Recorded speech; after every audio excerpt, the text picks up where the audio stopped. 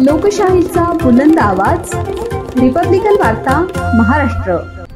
नाशिक जिल्ह्याच्या नांदगाव तालुक्यातील बोलठाण रस्त्यावरील कासारे गावाजवळील चांदेश्वरी घाटातील हनुमान मंदिराजवळ गुरुवारी दिनांक 24 जुलै रोजी सायंकाळी भीषण अपघात झाला। या दुर्घटनेत दुचाकीवरून प्रवास करणाऱ्या 2 सख्या भावांचा जागीच मृत्यू झाला असून तिसरा युवक गंभीर जखमी झाला आहे।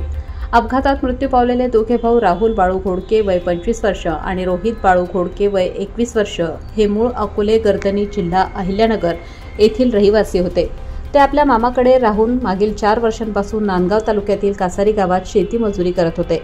घटनेत त्यांच्यासोबत असलेला मामेभाऊ समाधान गोरख मेंगाळ वय 25 वर्ष राहणार कासारी हा गंभीर जखमी झाला असून त्याच्यावर नांदगाव ग्रामीण रुग्णालयात उपचार सुरू आहेत।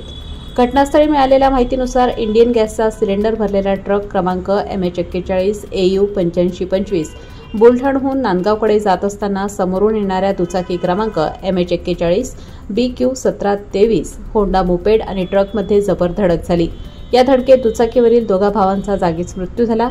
या दुर्दैवी घटनेमुळे अकोले गर्दनी परिसरात शोककळा पसरली असून गावात हळहळ व्यक्त केली जात आहे। अपघातानंतर दोन्ही वाहने नांदगाव पोलीस स्टेशनमध्ये जमा करण्यात आली आहेत। रात्री उशिरापर्यंत अपघाताची नोंद आणि तपास कार्य सुरू होते।